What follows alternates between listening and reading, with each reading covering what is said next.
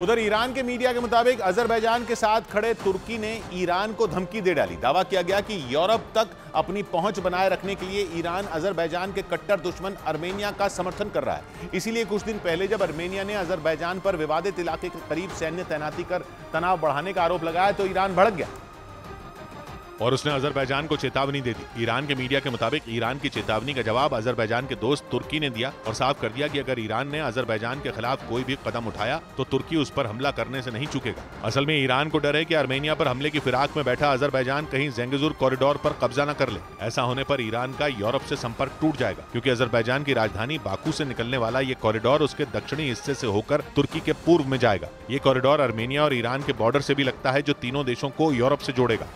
इस बीच अजरबैजान पर तुर्की की धमकी के बाद ईरान ने एक वीडियो जारी कर उसे जवाब दे दिया। उस वीडियो में सिर्फ तुर्की ही नहीं बल्कि आर्मेनिया के खिलाफ अजरबैजान का साथ देने वाले इजराइल से भी निपटने की बात कही गई।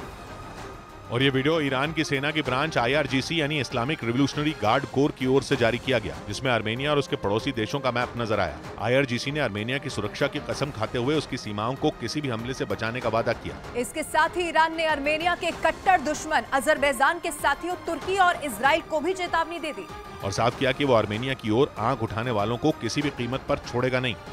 इधर पश्चिमी मीडिया के मुताबिक जंग में यूक्रेन की मदद का ऐलान करने पर रूस ने आर्मेनिया के राजदूत को तलब किया। सोवियत संघ का हिस्सा रहा आर्मेनिया कभी रूस का करीबी हुआ करता था, लेकिन बदले हालात में रूस और आर्मेनिया के बीच दरार आ गई और रिश्ते इस कदर बिगड़ गए कि आर्मेनिया ने साफ कर दिया कि वो रूस की वजह से अमेरिका और यूरोप से दुश्मनी मोल नहीं ले सकता। लेकिन इसी बीच आर्मेनिया ने वो कर दिया जिसकी उम्मीद रूस को भी नहीं रही होगी। उसने रूस के खिलाफ जंग लड़ रहे यूक्रेन की मदद का ऐलान कर दिया। पश्चिमी मीडिया के मुताबिक इसी बात से रूस भड़क गया और आर्मेनिया के राजदूत को तलब किया। आर्मेनिया ने पिछले हफ्ते ही यूक्रेन को जंग के दौरान हुए नुकसान से उबरने में मदद करने का ऐलान किया था। उधर यूक्रेन की एक वेबसाइट ने दावा किया कि यूक्रेन के खैरसॉन में रूस की सेना के जवानों और खुफिया अधिकारियों की एक कार पर जबरदस्त हमला हो गया। खैरसॉन यूक्रेन का वो प्रांत है जिसे रूस अपना इलाका घोषित कर चुका है। जहां से सामने आए वीडियो में उस कार में जबरदस्त धमाका होता नजर आया। बताया गया कि कार में रूस की खुफिया एजेंसी FSB के 2 अधिकारी बैठे थे। तभी कार में जोरदार ब्लास्ट हो गया और कार के परखचे उड़ गए। बताया गया कि रूस का एक खुफिया अधिकारी तो धमाका होते ही जान से हाथ धो बैठा। दावा किया गया कि रूस पर इस हमले के पीछे यूक्रेन की खुफिया एजेंसी का हाथ है।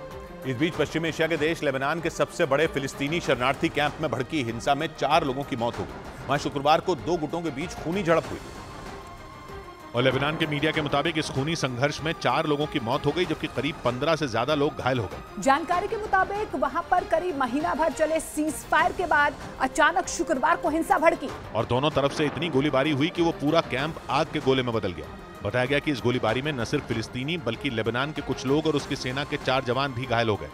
उधर पश्चिमी मीडिया के मुताबिक ताइवान स्ट्रेट से अमेरिका का जंगी जहाज गुजरने के बाद चीन ने ताइवान को घेरने की कोशिश की। ताइवान की सेना के मुताबिक चीन के युद्धपोतों और लड़ाकू विमानों ने उसकी सरहद में घुसपैठ की और दावा किया गया कि 1 या 2 नहीं बल्कि चीन ने 13 युद्धपोत और 26 लड़ाकू विमान भेजे।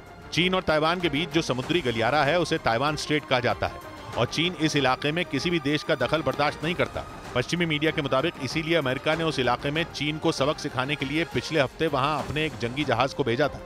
लेकिन दावा किया गया कि इसी बात से भड़के चीन ने ताइवान को डराने के लिए एक बार फिर अपनी सेना को भेज दिया। हालांकि ताइवान की सेना के मुताबिक उसकी कार्रवाई से पहले ही चीन के युद्धपोत और लड़ाकू विमान चले गए।